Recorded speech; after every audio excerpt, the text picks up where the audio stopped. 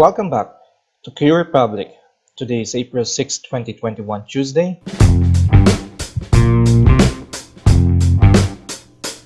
Let's have a recap with our news yesterday. So kahapon, ang international news po natin ay nagkaroon ng pagtaas ang US stocks because of the surge in the US jobs, while the worries remain the same regarding inflation, interest rates. Sa ating local news naman po kahapon, inaasahang magkakaroon tayo ng bearish trading week primarily because of the ECQ. Regarding with our PSEI today, we went up to 6,500 level. Today is our second trading day na may pagtaas sa ating index. So silipin naman po natin yung ating mga news for today. News coming from business.inquirer.net. Asian markets mixed after recent rally but outlook rosy. Patuloy po yung pagtaas ng market globally, especially sa US, dahil mas nakakita sila ngayon ng strong recovery after ng nilabas na data regarding US jobs. Dagdag pa dito, may good news din kahapon regarding naman sa crucial services sector na may all-time high last March 2021. According to market strategist na si Luis Navillier, inaasahan na gaganda pa yung takbo ng market sa mga susunod pang linggo. Ayon pa sa kanya, yung month of April talaga is seasonally strong dahil sa pension funding every April. Nagkakaroon din ng magandang sentiment yung mga investors dahil sa magandang climate during this time. And for this year, 2021, inaasahan na mas magiging okay itong season na to compared last year. Ito yung mga pangunahing dahilan. So secondary naman na dahilan natin, mas maganda ang quarter earnings ngayon, kaya magkakaroon ng mas magandang takbo yung market.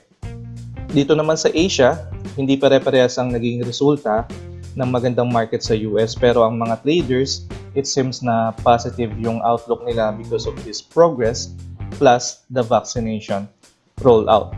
Samantala, according to this article also, they are positive na walang magiging hindrance sa pagpasa ng infrastructure package na worth around $2.25 trillion ni President Biden. At regarding naman sa possible tax hike because of this package, hindi pa siya nagiging concern ng ating mga traders. So local news naman po tayo coming from philstar.com. PSEI snaps 2-day losing streak on bargain hunting. Despite the ECQ, per the AB Capital Securities, nagkaroon tayo ng pagtaas sa ating market dahil bargain or mababa na ang presyo ng ating mga stocks. According naman po sa AAA Securities, yung mababang volume daw na nare-receive natin sa ating market indicates na cautious pa rin yung karamihan ng ating mga investors. Pero they are giving the benefit of the doubt sa ating market, kaya nagkakaroon tayo ng pagtaas o nagkaroon tayo ng pagtaas kahapon. Nakatulong din daw sa paghatak pataas ng sentiment ng ating mga investors yung pagpayag ng government sa mga private sectors sa pag-asikaso ng kanilang mga vaccines para sa kanilang mga employees, plus yung 23 billion pesos na financial assistance na nilabas ng government para sa mga affected ng restrictions. So, dito sa ating mga news, especially locally, bargain lang po yung nakikitang result sa pagtaas ng ating PSEI as of yesterday. Kasi yung article na yun was just published 12 a.m. today, so hindi pa nila nasilip or wala pa tayong result ng PSEI.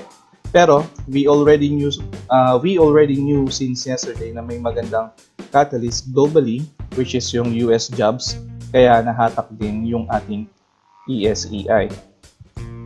And today, we also learned na positive ang outlook ng mga investors globally. So somehow, we can actually be positive din dahil nadadala din tayo ng global market natin. Lalo puro pag-reopen na ng economy yung inaantabayanan. But of course, we still need to be cautious since we still have ECQ in our country. So dito sa ating mga re-review na stocks, may kita natin na almost all of them ay maganda na yung takbo. umangat na tayo from the oversold area. Most of them are already trading in the overbought area. So generally, maganda yung momentum na nakikita natin. Pero syempre, we still need to follow our trading plan always and be always on the safe side. So ang mga stocks na re-reviewin po natin for today, these are Abacor, AC Energy, Basic Energy Corporation, PHA, Dito CME, Merrimart, Apollo Global, PHR, DDMP, and DMC. Sa mga bago pong nanonood ng video na ito, I'm inviting you to please subscribe on this channel para maging updated po kayo sa mga bagong videos na nilalabas po natin, particularly sa mga insights na binibigay po natin sa ating mga stocks. Like and share this video as well para mapagbigay insights din po tayo sa iba. And also, would just like to say thank you to the following people regarding with their support dito po sa ating channel. Maraming salamat po. Sir Rubel Daneo, ingat po tayo lagi dyan sa Riyadh. And keep safe po, pati na rin po sa mga kasama natin dyan sa trabaho. Have a nice day, sir. And thank you, Sir Takgu Komiko. I hope everything is fine on your end. So, smile lang po tayo lagi. Hello po, Ma'am Edna Aquino. Maraming salamat po sa pagbibigay ng oras, especially sa ating comment section. Keep safe po palagi, ma'am. Thank you, Sir Juno Jules and Ma'am Rose. Keep safe po din dyan sa Riyadh and God bless you more. Kamusta po, Ma'am Angelita Espallardo? Maraming salamat po sa pag-support na pinapakita ninyo po sa ating channel. I'm truly grateful for that. Hello, Sir Wilson Ong. Hindi ko po naisama si Mega World sa review natin, sir, pero mukhang maganda na yung takbo ng ating market. So, I think pwede na nating i-re-evaluate itong si Mega World since meron din siya magandang support na pinapakita for 3 trading days now. I think nasa 3.57 area yung ating support. So I think sasabay din naman siya sa takbo ng ating market. So sama po natin siya sa review natin for tomorrow. And kay Ma'am Gamer Girls, salamat din po ng marami sa pagsuporta. I appreciate your time, ma'am. Hello, Sir Dan Jimenez. Kamusta po? Check natin yung si CLI, sir. Thank you po for bringing that to our attention. And kay Sir Eller Fontamillas, enjoy your day, sir. Ganun din po sa mga kasama natin dyan sa Bologna, Italy, lalo na yung sa mga co-traders natin dyan. Ingat po tayo lagi, work smart, and keep safe. At maraming salamat din po sa inyong pagbibigay ng oras kay Ma'am Claire Marita, Rogie Mark, hello sir, Homer Nang, Eduardo Fetisanan, Hilroy, and Maribel Igne. At sa lahat po nang nanonood ng video na ito, maraming salamat po sa inyong oras. Wala man po kayo sa ating comment section. Please know that I appreciate your time. Ingat po tayo palagi and have a nice day. Abacor close today at 1.24. Meron po tayong pagtaas na 4.20% from its previous closing price. Around 1.19 number of trades po natin, 1,140. And currently, umakyat po yung ating resistance sa level ng 1.35 and yung support po natin ngayon is 1.18. Checking our stochastic indicator, nagkaroon din po tayo ng pag-bounce back from level 67 and now nandito po tayo ulit ngayon sa level 100. Kung titingnan po natin yung kanyang previous history, ito po yung pinakamataas na nare-reach niya. So there is a chance that kung hindi man siya mag-flatline dito sa level 100, kagaya po ng ginawa niya dito ng January 18, pati na rin ng January 19 is magpo-pullback po tayo on its lower level. Checking our RSI indicator, may pag-breakout po ulit tayo dito banda sa may ating nagiging resistance ng February 19 pati na rin March 2nd. So parang nagkaroon tayo ng panibagong high noong March 25. Kaya lang noong March 25, after po ng araw na yun is nagkaroon tayo ng pullback. So there's also a strong chance na magkaroon tayo ng pag-pullback. So nakita natin sa kanina sa ating stochastics, nasa level 100 tayo and there's a chance na mag-pullback tayo. Pati dito sa ating RSI indicator, there's a chance na mag-pullback tayo. Checking our MACD, ngayon po is naka-crossover na itong ating graph dito sa kanyang level 0 area. And then yung ating blue line and red line, or yung blue line naka-crossover naman dito sa ating red line. So mataas yung ating histogram. So maganda yung tinatakbo ng market currently. Meron tayong nakikitang magandang momentum sa kanya. Nakabawi tayo dito sa pinaka-bottom natin from negative 0.03. And currently, nandito tayo ngayon sa positive 0.02 area. So check po natin itong kanyang chart. So in the long term, meron po tayong sinusubaybayan ditong uptrend channel kay Abacor. So ito yung ating lower border and ito yung ating upper border. So nakikita natin today, meron po tayong pag-breakout dito sa ating upper border, and currently meron din kasi tayong in-observe sa kanya na downtrend channel na break out niya rin today. So we just need to be careful kasi nakikita natin from the previous records, never po tayo crossover dito sa ating upper border. Kung meron man, we can consider that as a volatility at hindi po tayo nagtatagal sa area outside of this upper border. So currently, meron tayong magandang momentum dito kay Abacor, pero medyo high risk na siya. So kung meron kayong hawak dito kay Abacor at kung gain naman kayo, ang maximum na pwede natin makita dito is 1.35. Kaya lang previously, noong January 20, pati February 2, within the day or intraday, umabot siya ng 1.50. So kung nakatutok ka naman sa market, who knows, baka umabot ulit tayo dito sa 1.50. Kaya lang itong area na to na 1.18 pataas is sobrang high risk na dahil labas na po siya ng ating border. Ang nakikita nating low risk area dito is dito banda sa 1 peso area. Kasi ito yung ating midline dito sa ating uptrend channel. And yung midline naman nitong ating upper part ng ating uptrend channel is dito banda sa 1 peso area. So kung wala ka talagang shares at all dito kay Abacor, delikado pong pumasok dito sa area na to, and baka maka-expect tayo ng busan kagaya ng nangyari din January 20, pati na rin ng February 2. And yung mga indicators natin, kagaya nga sa ating stochastics, pati na rin sa ating RSI indicators, medyo nasasagad na. So there's a chance na magkaroon ng pullback anytime soon. So check niyo po maigi yung magiging options natin for Abacor. AC Energy close today at 7.48. Meron po tayong pagtaas na 2.33% from its previous closing price around 7.31. Number of trades po natin 3,990. Currently, meron pa rin po tayo ditong resistance around 7.50. Same resistance po tayo yesterday. And support na 6.74. So, same actually itong support and resistance natin na binabantayan since February 23. So, nakita natin yung market is nagkakaroon lang po ng consolidation between 6.74 to 7.50 area. Checking our stochastic indicator, we have a good momentum currently. Kaya lang itong ating stochastic indicator is nandito na po sa level 99 or almost 100. Ito rin po yung pinakamataas natin ng February 2. So nakita natin yung nangyari after reaching that area is nagkaroon po tayo ng pag-pullback. So we can also speculate that anytime soon, it could be tomorrow or the day after tomorrow, magkaroon tayo ng pag-pullback dito sa ating stochastic indicator. So magre-reflect po yan sa ating price na maaari din pong bumaba. Checking our RSI indicator. Dito naman po sa ating RSI indicator, we are heading towards dito sa ating level 63. Siya po yung pinakamataas natin ng February 3rd.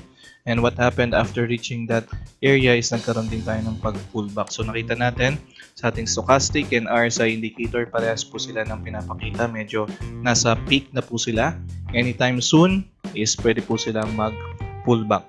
Checking our MACD. Dito po sa ating MACD, napakaganda po ng ginawa ng ating market currently dahil nagkaroon na po tayo ng pag-crossover dito sa ating level 0 area. So ito po yung nagkaroon tayo ng matinding selling pressure beginning March 8 and then bumaba tayo dito hanggang negative 0.1, and ngayon po is bumabalik na po tayo dito sa ating upper area. So kumbaga parang simula na po ng pagganda ulit ng takbo ni AC Energy. Kaya lang, syempre we have to check also yung mga indicators natin na si stochastic and RSI indicator na maaari tayong magkaroon ng pag-pullback. Kung magkaroon man tayo ng pag-pullback, kasi nakita natin medyo in-establish natin tong area na to na 7 pesos. So kung magkaroon tayo ng pag-pullback, baka magkaroon tayo dito ng maximum low na 7 pesos or baka magkaroon lang tayo ng low na hanggang 7.10. Then ito naman yung ating magiging matibay na support. Kasi nakita natin yung graph natin sa ating MACD is umakyat na po above zero level. So there's a good chance na itong ating downtrend channel is ma-break out completely anytime soon. Kasi nandito na tayo sa ating red area. Ito yung ating pinaka strong resistance. So kailangan natin gumawa muna ng base dito somewhere between 7.10 to 7.20. Then muna tayo mag-consolidate. And then magkaroon tayo ng pag-breakout sa kanya. And dito naman kay Easy Energy, meron tayo ditong uptrend channel in the long term. And nakikita natin ito yung ating midline. So nasa good part tayo. So syempre kung marami tayong BP, since nasa good part tayo, nasa lower part tayo ng ating uptrend channel in the long term, pwede na tayo mag-accumulate ng shares dito sa mababang area na to. Syempre the lower the price, much better. So check niyo po maigi magiging options natin for AC Energy. Basic Energy Corporation close today at 0.97. Meron po tayong pagtaas na 5.43% from its previous closing price around 0.92.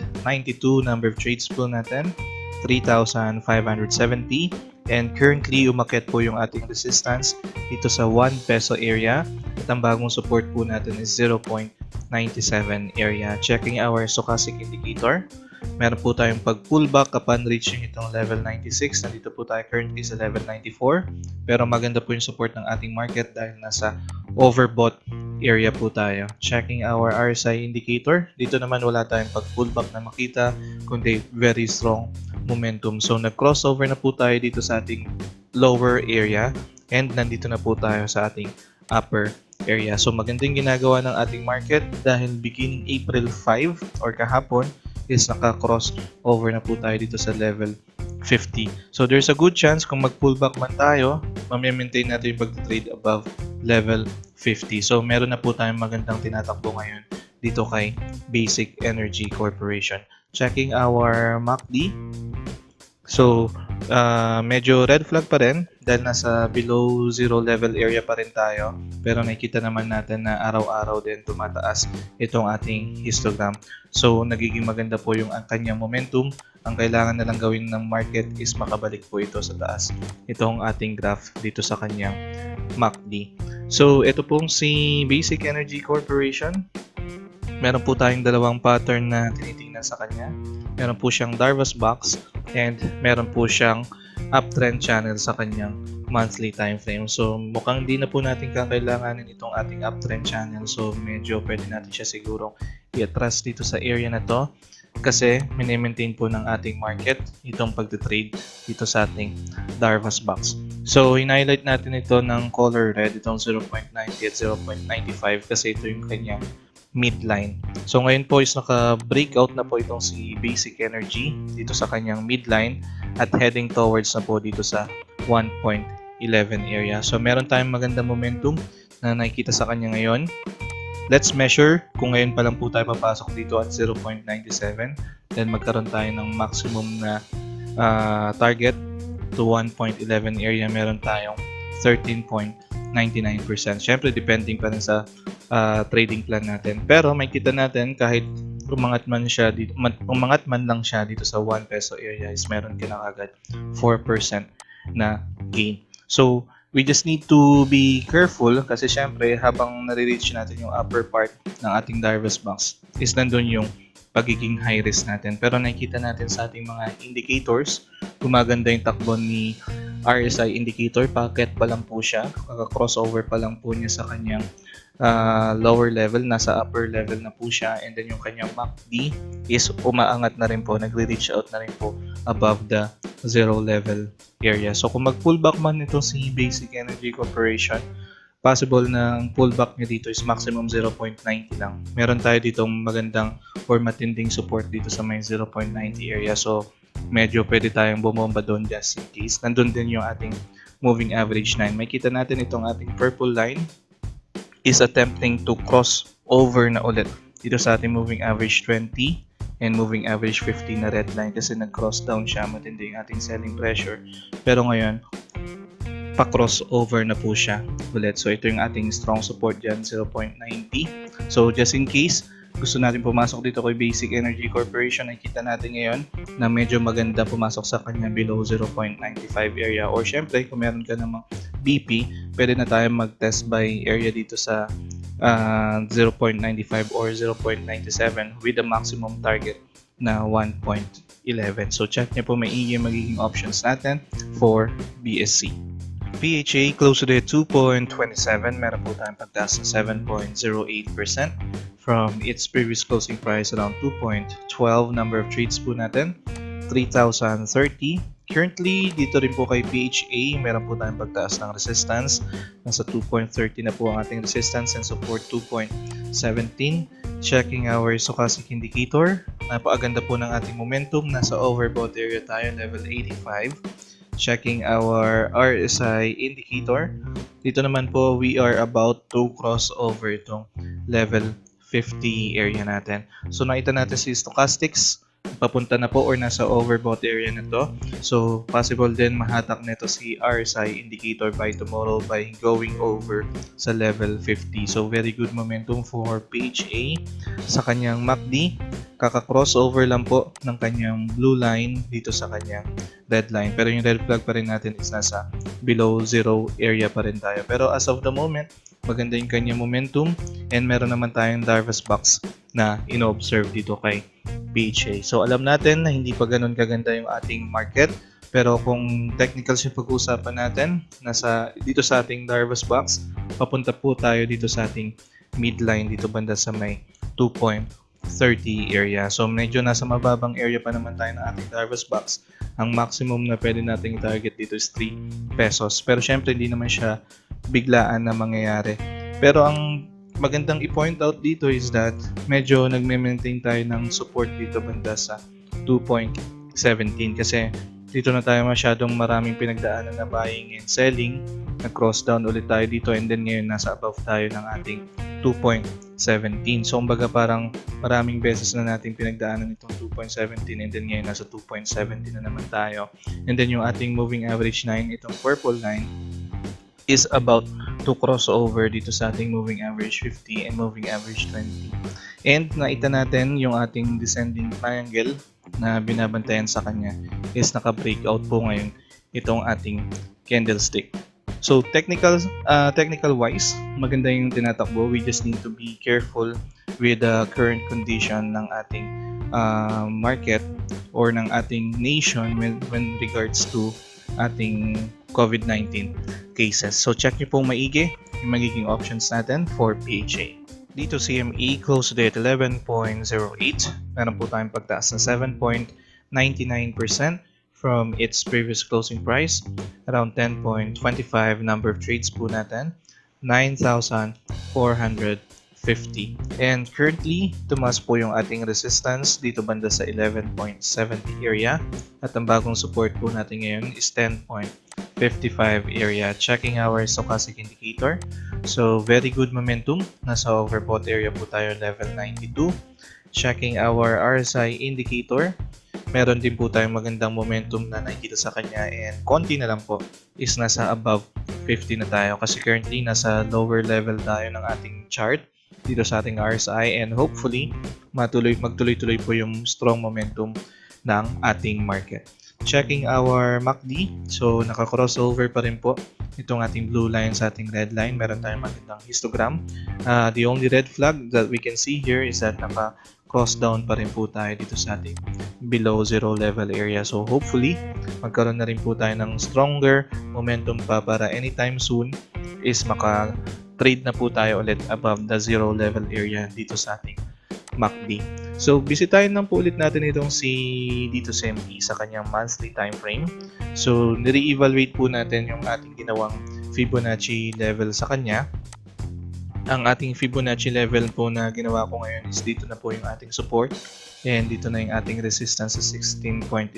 Support is 9.01. So, kinover ko po yung ating month ng December pati na rin yung ating low ng ating March. So, currently, makikita natin yung Darvas box is, ito pa rin yung Darvas box na ino-observe natin last time, pati na rin itong ating uptrend channel. Kaya ito yung naging ating Darvas box dahil ito yung ating minentain na ating support noong January and February.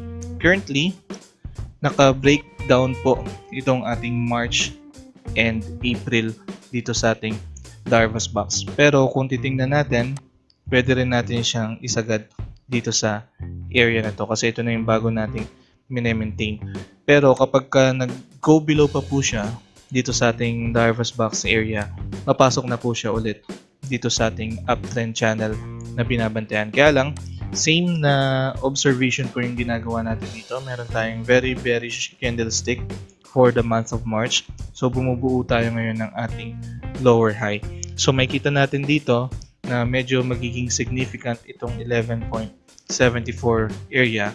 Pwede tayong maka-experience dito ng strong resistance kasi nga very bearish candlestick siya. So ito yung one of the strong resistances na kailangang i-challenge ng ating market, which is parang naging resistance din nung March, January 2021. So kung may hawak po kayo ditong shares kay dito CME currently, medyo bantayan nyo po itong 11.74 area.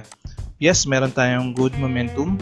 Kaya lang, syempre, technical wise, or if we want to be on the safe side, we have to be cautious dito sa 11.74 area. I'm not saying na 100% magiging strong resistance siya at magkakaroon tayo ng pullback. There's always a chance na magkaroon siya ng breakout. Pero if we want to be on the safe side area, we will be cautious dito sa 11.74 area. So probably a portion of your gain, pwede na natin siya i-take out para just in case man mag-pullback, pulot na lang ulit tayo dito sa may bandang ibaba. Kung just in case man mag-breakout, meron pa tayong matitirang shares natin. So profitable pa rin tayo, kumbaga win-win situation pa rin. Pero ang pinaka-maximum target na pwede nating makuha dito kay dito CME is dito pa rin sa 16.11 area. Pero hindi siya madali kasi kagaya na sinabi natin, every resistance level are very strong kasi sa monthly time frame siya and very bearish yung naging month of March natin. So hindi siya kadaling ganun mabi-breakout. So per level, medyo magkakaroon tayo ng consolidation dyan. So yun yung mga kailangan natin bantayan. Pero yun nga, maximum target natin 16.11. It may take months bago natin siya makuha. So puro accumulation of shares lang and then some profit taking just in case nandun tayo near the resistance level para just in case man magkabuusan is at least nakasecure tayo ng ating profit. So check nyo po maigi magiging options natin for dito CME. Merimart closed at 5.51. Meron po tayong pagtaas na 0.92% from its previous closing price, around 5.46. Number of trades po natin 2,160. Currently, meron po tayong resistance sa 5.60 area and support around 5.12 area. Checking our stochastic indicator. So, meron po tayong pag-bounce back today from level 84 to 87. Pero medyo slight bounce back lang po siya. Technically, lower high po siya ng ating ginawa ng March 31. Checking our RSI indicator. Dito naman kay RSI indicator, maganda po yung momentum na nakikita natin dahil tuloy-tuloy po yung kanyang pag-akyat and then ngayon po is naka-crossover na siya dito sa ating level 50 area. And yung long term na binabantayan natin na downtrend channel dito sa kanyang chart is nagkaroon po tayo ng pag-breakout and ito po yung sina-challenge nating area ngayon, level 50 dito sa kanyang RSI indicator. Checking our MACD. So nakita po natin na naka-crossover si blue line dito sa ating red line and maganda yung ating histogram. The only red flag that we can see here is naka-cross down po tayo sa below zero level area niya. So hopefully makakyat po ulit siya dito above zero level area para magtuloy-tuloy po ulit yung magandang momentum natin kasi makita natin na meron siyang magandang itaas dito bandang 0.60 or maximum 0.70 area. So ito pong si Merimart is kagaya po ng chart ni PHA. Meron po kasi tayong parang short term na descending triangle na ino-observe na kanyang breakout. So na-breakout niya to no March 31 si PHA. I think if I'm not mistaken, if I can remember it correctly, kaka-breakout lang po ni PHA currently sa kanyang descending triangle. And kung si Merimart yung pagbabasehan natin, nagtagal siya or nandun na siya above the descending triangle for 3 trading days now. So hopefully ganun din yung mangyari kay PHA. So balik naman po tayo dito kay Merrimart, naka-cross up nga siya or may breakout na siya dito sa ating descending triangle. And then yung ating moving average 9, itong si purple line is attempting to cross over again. Kaya lang meron tayo dito matinding resistance around 5.60 area. So nakita nga natin nag-perform tayo ng ating lower high sa ating stochastic. So chances niyan is magkaroon tayo ng resistance dito and then magkaroon tayo ng pullback dito at least 5.30 area. Kasi ito yung ating nagiging support dyan, 5.30 area or maximum 5.12 area. Pero ang nakikita natin ngayon, since meron po siyang magandang momentum, hindi po natin siya in-speculate na mag-cross down dito sa 5.12 below. In the short term, ito po yung ating high risk area sa kanya, 5.50 above. So, maganda siguro pumulit dito banda sa 5.30 area or kahit dito kung ma-maintain natin tong 5.40 area. Kaya lang kasi makita natin, medyo matindi po yung profit taking upon reaching more than 5.50 area. So, baka madamay din yung 5.50. That's why tingin tayo dito sa may bandang 5.30 area. Pero in the bigger picture naman, kung long term pag-uusapan natin, nasa very good area tayo dahil meron tayong uptrend channel na ino-observe sa kanya. And currently, yung ating mga candlesticks is nandito naman sa ating below area or borderline ng ating uptrend channel. So check niyo po maigi yung magiging options natin for Merrimart. Apollo Global closed today at 0.2130. Meron po tayong pagtaas sa 4.93% from its previous closing price around 0.2030. Number of trades po natin 3,400. And meron po tayo ngayong bagong resistance around 0.21 area and support around 0.20 area. Meron din po tayong strong momentum currently. Nasa level 91 tayo. And meron tayong pag-breakout dito sa ating downtrend channel na ino-observe sa stochastic indicator. Checking our RSI indicator, makikita rin po natin yung ating strong momentum from March 10, level 32. Nandito na po tayo ngayon sa level 51. Above 50 na po tayo nagtitrade currently. Checking our MACD, naka-crossover pa rin po itong ating blue line dito sa ating red line. So nasa positive histogram tayo. So maganda yung kanyang momentum currently. The only red flag that we can observe here is that nagtitrade po tayo below zero ng ating chart. Pero overall, malakas po yung momentum na nakikita natin kay Apollo Global. And bisitahin na po natin ulit itong si Apollo Global sa kanyang monthly time frame. So nandun pa rin po yung na-observe nating uptrend channel sa kanya na kanyang breakout nung month of February. And then bumalik po ulit tayo dahil nagkaroon tayo ng breakdown nung month of March. So currently, from this high na 0.25, nagkakaroon po tayo ngayon ng lower high. By the way, nag-re-evaluate po tayo ng ating Fibonacci retracement. Ang ating low ngayon is 0.19.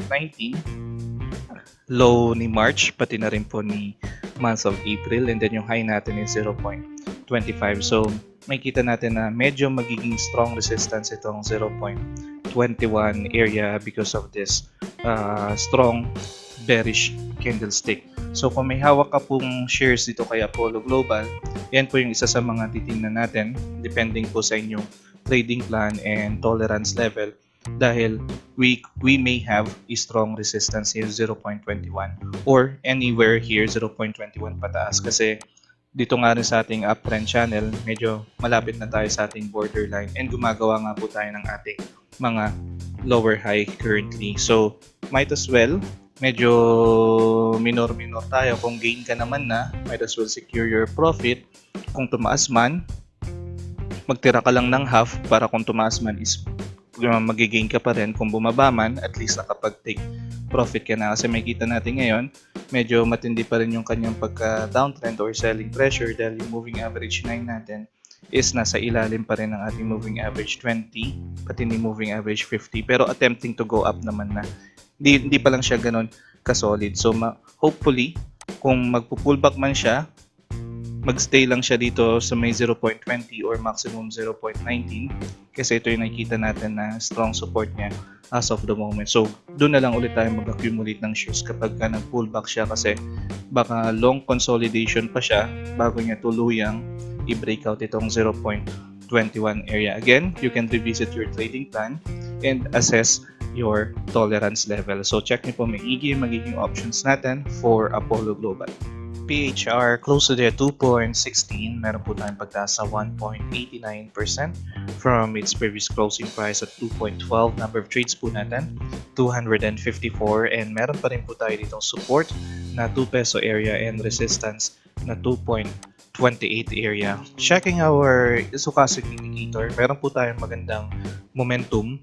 So it looks like yung support ng market dito kay PHR is more on overbought. So medyo marami po yung bumibili kay PHR as of the moment. Double check po natin siya dito kay RSI indicator. So meron din naman tayong good momentum from March 10 na oversold area na level 27. Nandito po tayo ngayon sa ating level 45. So babantayan po natin yan. Medyo umakyat po siya dito sa may papuntang level 50 area natin. Ang gusto po natin mangyari, syempre, is mag-go over po tayo sa ating 50 para mas bumalik po yung kanyang momentum. Pero kung titingnan po natin kasi from this area is nagkakaroon na rin po siya ng momentum. So double check po natin itong indicator natin na si MACD.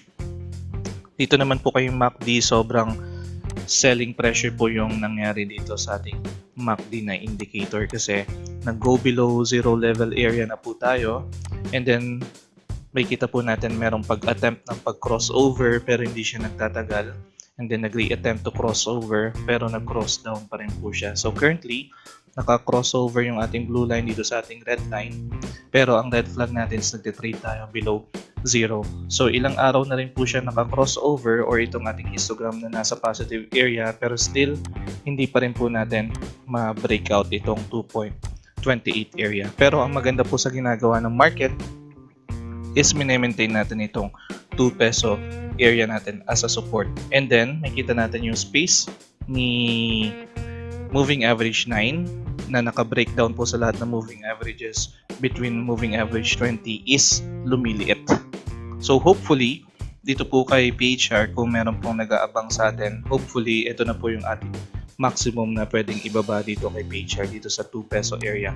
Although meron pa rin tayong downtrend channel na ino-observe sa kanya, we just need to be careful upon reaching itong 2.47 area kasi medyo malakas yung ating resistance diyan sa area na yan. So kung papasok tayo sa kanya, just in case dito sa 2.16, and then upon reaching itong 2.47 na maximum na pwedeng i-target, meron naman tayong pwedeng maging gain sa kanya na 13% or depende sa trading plan ninyo, at least dito sa 2.28 meron ka ng 5% na i-gain sa kanya.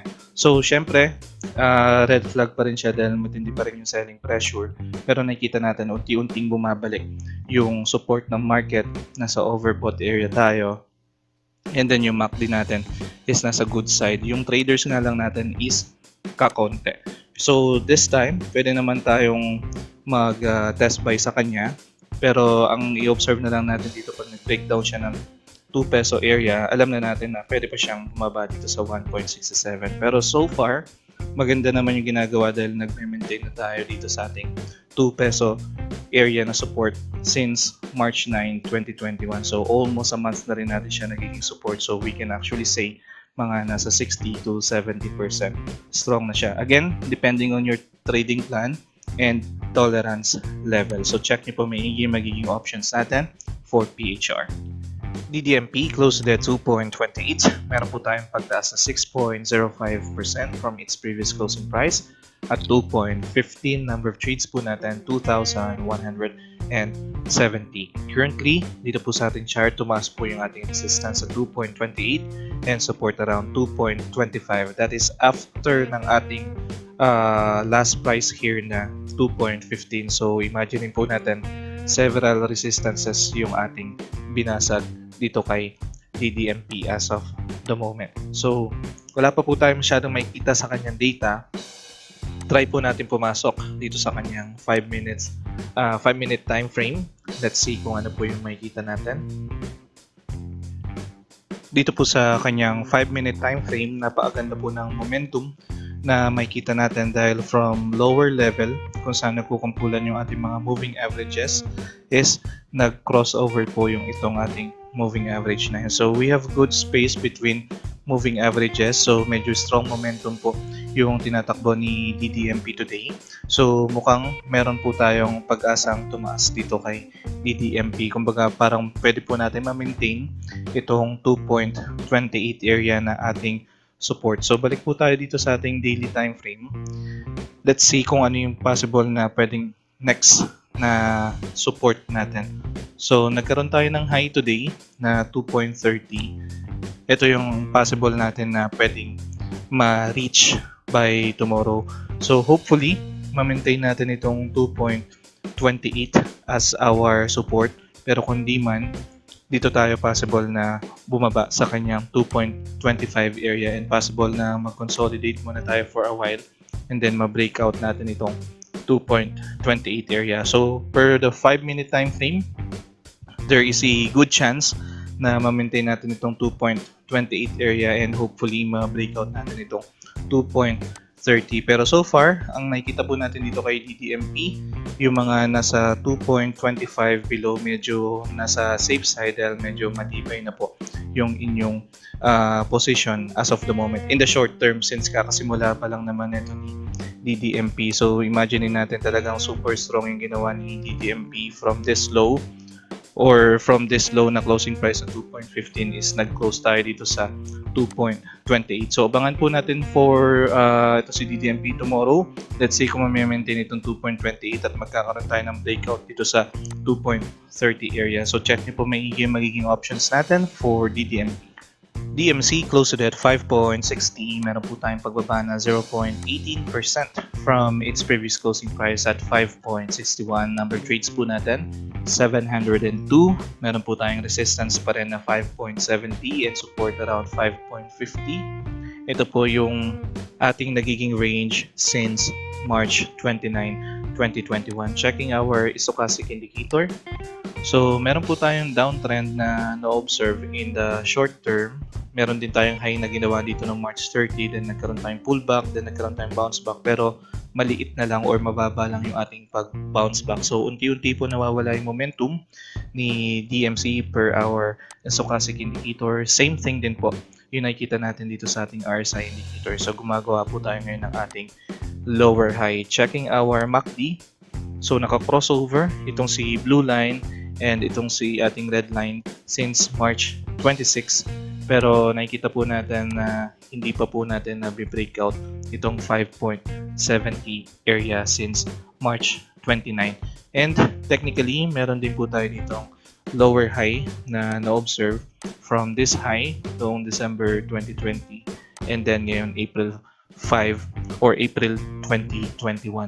Makikita rin naman natin na meron tayong Larva's box in the long-term channel. Kaya lang, mukhang dito sa current time natin, dito sa ating Darvas box, so ito na yung ating naging high, March 29, 2021. And also, meron tayo ditong cash dividend na merong ex-date na April 12, 2021. Pero kahit meron tayong cash dividend, nakikita natin na nahihirapan tayong pasalit itong 5.70 area. So meron na rin tayong ilang trading days na bumababa dito sa area na to and pababa ng pababa yung ating nagiging price. So medyo risky pumasok sa area na to kasi nga nakikita natin na nagko-consolidate tayo and pababa ng pababa yung ating nagiging high dito kay DMC. Plus, on the coming April 12, inaasahan natin na meron pa siyang pwedeng ibaba dahil matatapos na yung kanyang dividend play. So again, ito na yung highest peak na possible, like 70 to 80% na nakikita natin, 5.70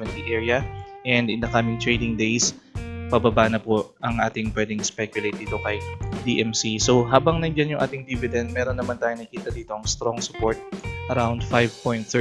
Pero pagpatak ng April 12, pwede pa tayong bumaba ulit dito sa 5.13 area. So kung hindi ka naman naghahabol ng dividend dito kay DMC at binabantay mo itong si DMC, possible sa April 13 ka na lang pumasok, or April 12 ka na lang pumasok, or kapag nagkaroon na tayo ng low ulit dito na 5.13 area, kasi medyo mataas na dito sa ating Darvas box, medyo malapit na tayo dito sa ating upper border. So syempre mas maganda kung nandito tayo kukuha medyo sa lower border ng ating Darvas box, dahil yung strong support natin is dito sa 4.81 para kung sakaling magkabuhusan man, hindi po tayo maipit dito sa higher part currently ni DMC. So check niyo po maigi yung magiging options natin for DMC.